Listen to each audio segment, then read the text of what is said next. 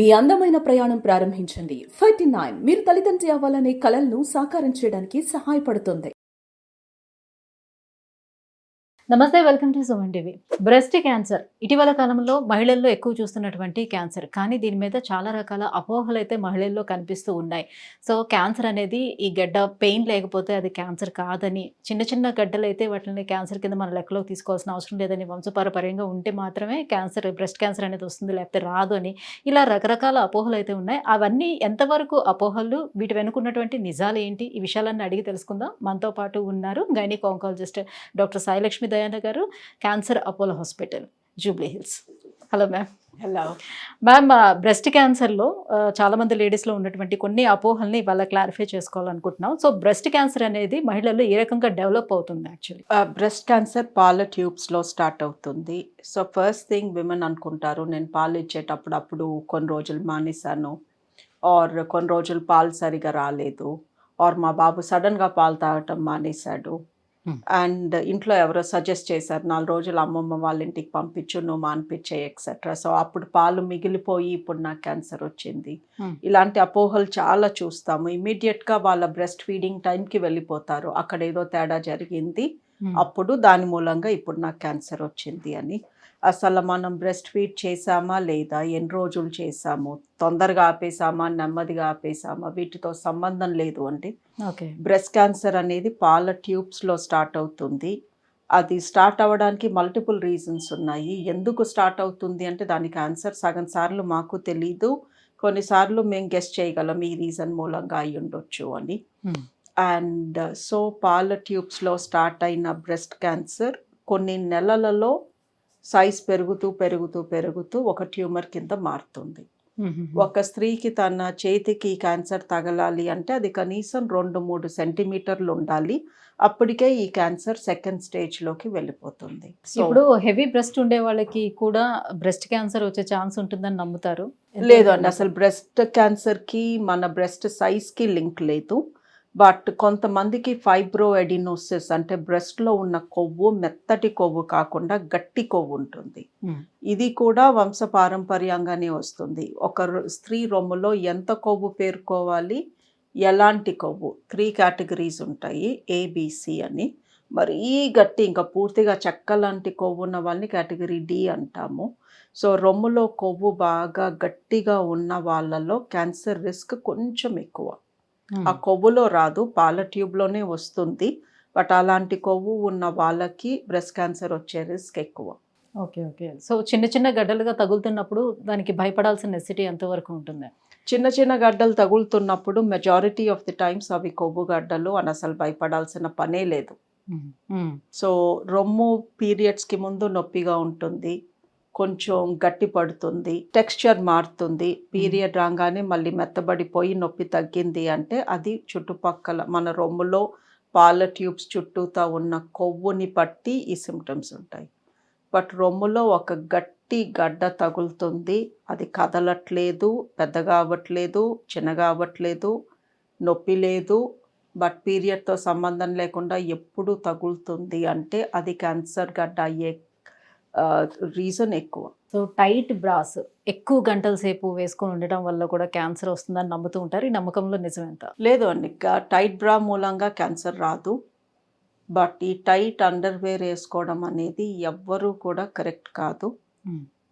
Because ఒక body part అలా compress అయిపోతే దాని నుంచి విపరీతమైన నొప్పి వస్తుంది. చాలామంది చెస్ట్ చిన్నగా కనిపివ్వాలి అని వాళ్ళు వేసుకోవాలి, దానికన్నా చిన్న బ్రా వేసుకొని టైట్గా బిగతీసి కట్టేసుకుంటారు. దాని మూలంగా క్యాన్సర్ రాదు, బట్ చాలా డిస్కంఫర్ట్ వస్తుంది. సో ఇప్పుడు హెరిడిటరీగా వాళ్ళ వంశంలో ఎవరికీ లేదు, సో లేనప్పుడు నాకు వచ్చే ఛాన్స్ అసలు లేదని అనుకోవడానికి ఉంటుందా? 90% హెరిడిటరీ లేకుండానే రొమ్ము క్యాన్సర్ వస్తుంది. ఓకే. సో రొమ్ము క్యాన్సర్ మంది ఒక 100 మందిని చూస్తే అందులో 10 మందికే ఫ్యామిలీ హిస్టరీ ఉంటుంది, మరి మిగతా 90 మందికి ఎందుకు వచ్చింది? సో ఫ్యామిలీ హిస్టరీ ఉంటే వచ్చే రిస్క్ ఎక్కువ అవుతుంది, అంతేగాని ఫ్యామిలీ హిస్టరీ లేకపోతే రాదు అని అస్సలు లేనే లేదు అంటే 90% మందికి ఫ్యామిలీ హిస్టరీలు ఉండవు అసలు. సో ఫీడింగ్ ఇవ్వకపోతే బ్రెస్ట్ క్యాన్సర్ వచ్చే ఛాన్స్ ఎంతవరకు ఉంటుంది? ఫీడింగ్తో సంబంధం లేదు, పీరియడ్స్తో సంబంధం. సో ఫీడింగ్ అప్పుడు పీరియడ్స్ ఉండవు కాబట్టి ఫీడింగ్ చేసే వాళ్ళకి క్యాన్సర్ తక్కువ వస్తుంది. ప్రెగ్నెన్సీస్ ఎక్కువ వచ్చిన వాళ్ళకి, బ్రెస్ట్ ఫీడ్ చేసిన వాళ్ళకి క్యాన్సర్ ఎందుకు తక్కువ? రొమ్ము క్యాన్సర్ అంటే వాళ్ళు ఫీడ్ చేసి ఏదో లోపల క్లీన్ అయిపోయారు అని కాదు. ఫీడ్ చేయకపోతే, ప్రెగ్నెన్సీ రాకపోతే ఆ సంవత్సరం పాటు వాళ్ళకి పీరియడ్స్ వచ్చినట్టే కదా లెక్క. సో ఒక స్త్రీకి ఎన్ని మెన్స్ట్రువల్ పీరియడ్స్ వస్తే తన రొమ్ము క్యాన్సర్ రిస్క్ అంత ఎక్కువ. సో బ్రెస్ట్ క్యాన్సర్ రావటానికి ఎక్కువగా చేస్తున్నటువంటి అంటే తెలియకుండా చేస్తున్నటువంటి మిస్టేక్స్ ఏంటి? ఒబిసిటీ. మనం ఎంత లావుగా ఉంటే ఆ కొవ్వు నుంచి అంత ఎక్కువ ఈస్ట్రోన్ అనే హార్మోన్ వస్తుంది. మనలో ఎంత ఈస్ట్రోన్ ఉంటే మన బ్రెస్ట్ క్యాన్సర్ రిస్క్ అంత ఎక్కువ. సో ఎంగేజ్లో వాళ్ళకి బ్రెస్ట్ క్యాన్సర్ వచ్చే ఛాన్స్ చాలా తక్కువ అనే నమ్మకం ఉంది. ఎంతవరకు కరెక్ట్? కరెక్ట్ కాదు. బికాజ్ ఇప్పుడు మా దగ్గరకు వచ్చే బ్రెస్ట్ క్యాన్సర్ పేషెంట్స్లో సగం మంది 50 లోపే ఉంటున్నారు. ఒక 25% 35 లోపు ఉంటున్నారు. ఓకే. సో సో యంగ్ పీపుల్లో చాలా మందికి క్యాన్సర్ చూస్తున్నాము. మరి వీళ్ళలో ఎక్కువ వస్తుంది అంటే కారణం మాకు కూడా అర్థం కావట్లేదు. బట్ చేంజ్ అవుతున్న మన లైఫ్ స్టైల్ అయి ఉండొచ్చు అండ్ అన్హెల్తీ ఎన్వైర్న్మెంట్. ఎవ్రీథింగ్, మన గాలి, నీరు, ఫుడ్, మన లైఫ్ స్టైల్, మన స్ట్రెస్, మన lack of sleep, everything is contributing. So మెన్స్లో అసలు బ్రెస్ట్ క్యాన్సర్ అనేది రావడానికి అసలు అవకాశం లేదు. మెన్కి కూడా బ్రెస్ట్ ఉంటుంది, ఒక చిన్న బ్రెస్ట్ ఉంటుంది, ఆబ్వియస్లీ మనందరికీ తెలుసు. సో మెన్కి బ్రెస్ట్ క్యాన్సర్ వచ్చే రిస్క్ తక్కువ, బట్ 0% కాదు. బట్ మెన్కి కానీ పొరపాటున ఎక్కడో చాలా కొంతమందికి రొమ్ము క్యాన్సర్ వస్తుంది. బట్ మెన్కి కానీ రొమ్ము క్యాన్సర్ వస్తే అది పరమ డేంజర్ టైప్ క్యాన్సర్ అని. Okay. It's very very aggressive. చాలా తొందరగా వేరే బాడీ పార్ట్స్కి వెళ్ళిపోతుంది. చాలా ఇప్పుడు ఉమెన్ లోని చేసే ఈ ట్రీట్మెంటే మెన్ లో కూడా చేయటానికి అది సాధ్యం కాదా? మనకి చాలా తొందరగా జరుగుతుంది కదా. చాలా తక్కువ మందికి వస్తుంది. వచ్చిన వాళ్ళు మా దగ్గరికి వచ్చే పాటికి అది మల్టిపుల్ బాడీ పార్ట్స్కి వెళ్ళే ఉంటుంది. సో యూజువలీ వాళ్ళకి కీమోథెరపీ ఇస్తాము. బట్ ఎందుకు లేట్ అవుతుంది అంటే ఒక మ్యాన్కి రొమ్ము దగ్గర, నిప్పుల దగ్గర ఏదన్నా గడ్డ, మంట, నొప్పి ఆర్ కొంచెం స్వెల్లింగ్ లాగా వచ్చింది అనుకోండి, ఏ దోమ కుట్టిందో ఈ కుట్టిందో అనుకుంటారు, కానీ ఇది క్యాన్సర్ అన్న థాట్ వాళ్ళకి రాదు. బికాజ్ నాకెందుకు రొమ్ము క్యాన్సర్ వస్తుంది అన్న కాన్ఫిడెన్స్తో వాళ్ళు ఏదో ఇన్ఫెక్షన్ అనో, ఏదో ఆయింట్మెంట్ రాసుకోవడమో, ఏదో తగిలింది అనుకోవడమో చేస్తారు. చాలా లేట్గా మా దగ్గరకు వస్తారు. సో మెన్కి కానీ నిప్పుల దగ్గర కానీ రొమ్ము ఏరియాలో కానీ ఏదన్నా తేడా కనిపిస్తే తొందరగా రావాలి యాక్చువల్లీ. రైట్. స్త్రీలలో కూడా చెస్ట్కి ఏదైనా తగిలేటప్పుడు ఆ బ్రెస్ట్కి అది గాయమైనప్పుడు ఇది క్యాన్సర్గా మారుతుందనే నమ్మకం కూడా ఉంటుంది. ఎంతవరకు కరెక్ట్ అది? కరెక్ట్ కాదండి. అసలు నొప్పి గాయం తగలటానికి గాయం క్యాన్సర్ అవ్వడానికి లింక్ లేదు. గాయం ఎక్కడ తగులుతుంది? చుట్టూ ఉన్న కొవ్వులో తగులుతుంది లేదా పాల ట్యూబ్స్లో తగులుతుంది. బట్ గాయం క్యాన్సర్ అవ్వదు. మ్యామ్, ఇప్పుడు బ్రెస్ట్ క్యాన్సర్ వచ్చింది, ఒక బ్రెస్ట్కి వచ్చిందని అంటే బ్రెస్ట్ని పూర్తిగా తొలగించేస్తే ఆ క్యాన్సర్ ఇంకా నెక్స్ట్ సెకండ్ సైడ్ ఉన్నటువంటి బ్రెస్ట్కి ఇంకా అసలు రాదు. సో ఎక్కడ కూడా పాకడానికి ఛాన్స్ ఉండదు, పూర్తిగా నయం అయిపోయిందని అనుకోవచ్చా? లేదు అండి. రొమ్ములో కుడి రొమ్ముకి వచ్చింది ఎడమ రొమ్ముకి ఎప్పుడైనా ఫ్యూచర్లో రావచ్చు. బట్ యూజువలీ ఎవరికి కూడా 2 రొమ్ముల్లో క్యాన్సర్ రాదు. ఒకే టైం కాదు, డిఫరెంట్. ఇప్పుడు 2020లో కుడి రొమ్ము, 2025లో ఎడమ రొమ్ముకి అట్లా రాదు. అలా వచ్చింది అంటే అది వంశపారంపర్యంగా వచ్చిన రొమ్ము క్యాన్సర్. సో ఒకవైపు రొమ్ము పూర్తిగా తొలగించినా, సగం తొలగించినా పక్క రొమ్ము సేఫ్ కాదు. పక్క రొమ్ముకి ఎప్పుడైనా మళ్ళీ క్యాన్సర్ రావచ్చు, ఎస్పెషలీ ఫ్యామిలీ హిస్టరీ ఉంటే. సో ఒక రొమ్ములో క్యాన్సర్ తీసి రొమ్ము మిగిల్చామనుకోండి, బ్రెస్ట్ కన్సర్వింగ్ సర్జరీ అంటాము. ఆ రొమ్ములో మళ్ళీ అదే రొమ్ములో ఎప్పుడైనా మళ్ళీ క్యాన్సర్ రావచ్చు, ఛాన్సెస్ ఎక్కువ. సో ఎవరికైనా రొమ్ము తొలగించలేదు, క్యాన్సరే తొలగించాము అంటే ఆ మిగిల్చిన రొమ్ముకి ఖచ్చితంగా రేడియేషన్ థెరపీ ఇస్తాము. ఎక్స్రేస్ పంపించి ఆ మిగతా కొవ్వు, పాల ట్యూబ్స్ ఏవైతే మిగిలాయో వాటిల్లో క్యాన్సర్ రాకుండా రేడియేషన్ ఇవ్వాలి. పూర్తిగా రొమ్ము తొలగిస్తే మట్టుకు ఇంకా అటువైపు ఆ వైపు రొమ్ములో ఇంకెప్పటికీ క్యాన్సర్ రాదు. క్యాన్సర్ నిర్ధారణ పరీక్ష అయినటువంటి బయాప్సీ చేయించుకోమంటే అందరూ భయపడుతూ ఉంటారు. సో ఇది స్ప్రెడ్ అయిపోతుంది అనే భయం ఉంటుంది. ఎంతవరకు వాస్తవం? క్యాన్సర్ ఉన్న చోట బయాప్సీ తీస్తే అది స్ప్రెడ్ అవుతుందా లేదా, చేపించుకోవాలా లేదా అనేది ఈ క్యాన్సర్ ఎక్కడుంది ని బట్టి బయట పార్ట్స్ ఆఫ్ ద బాడీ, ఇప్పుడు చెంప పైన క్యాన్సరు, రొమ్ము పైన క్యాన్సరు, చేతి పైన క్యాన్సరు, వీటికి బయాప్సీ తీస్తే ఆ తీసిన చోట నుంచి వచ్చే రక్తం బయటికి వెళ్ళిపోతుందా, మన బాడీ లోపలికి వెళ్తుందా. సో అది డిసైడ్స్ అండి ఆ క్యాన్సర్ స్ప్రెడ్ అవ్వబోతుందా లేదా అని. ఫర్ ఎగ్జాంపుల్ పొట్టలో గడ్డ ఉంది, ఆ గడ్డలో నుంచి ఒక బయోప్సీ తీసుకున్నాము.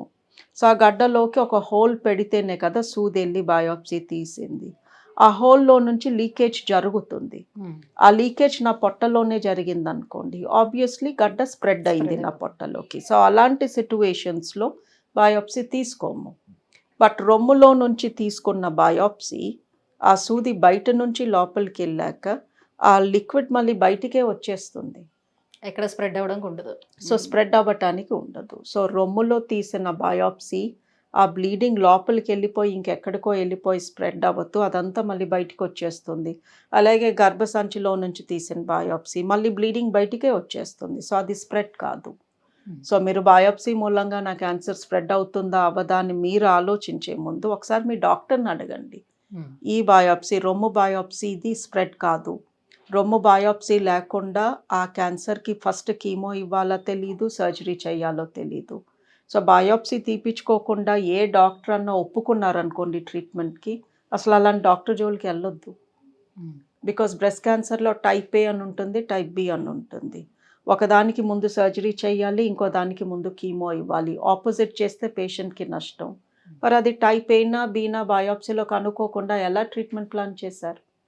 సో బ్రెస్ట్ క్యాన్సర్ బయోప్సీతో బ్రెస్ట్ క్యాన్సర్ స్ప్రెడ్ కాదు. బయోప్సీ చేయకుండా ట్రీట్మెంట్ సరిగా జరగదు. అండ్ బ్రెస్ట్ క్యాన్సర్ ఉన్న వాళ్ళు ఖచ్చితంగా బయోప్సీలో అది ఏ టైప్ క్యాన్సర్ కనుక్కునే ట్రీట్మెంట్కి వెళ్ళాలి. సో వంశపారపర్యంగా ఉండేటప్పుడు ముందుగానే బ్రెస్ట్ని తొలగించేసుకుంటే ఇంక ప్రమాదం తప్పినట్టేనా? 99.9% తప్పినట్టే. బట్ ఎవరైనా తెలివిగా మా వంశంలో ఇది నడుస్తుంది, రిస్క్ చాలా ఎక్కువ, నేను రొమ్ము తొలగించేసుకుంటాను అంటే అది తొలగించటంతో పాటు వాళ్ళకి క్యాన్సర్ రాలేదు ఇంకా, సో వాళ్ళకి ఇంప్లాంట్స్ పెడతాము. సో ఎవ్వరికీ తెలియదు వాళ్ళకి రొమ్ము తీసేసి ఇది ఇంప్లాంట్ రొమ్ము అని, లేదా రీకన్స్ట్రక్ట్ చేస్తాము. ఒక మంచి నిప్పుల్ కూడా క్రియేట్ చేస్తాము. సో ఎవ్వరికి తెలియదండి అసలు వాళ్ళ రొమ్ము ఒరిజినల్ రొమ్ము కాదని. Thank you ma'am, thank you so much. So breast cancer పై ఉన్నటువంటి మిత్స్ అండ్ ఫ్యాక్ట్స్ మీద ఫుల్ క్లారిటీ అందించినందుకు thank you so much. Thank you.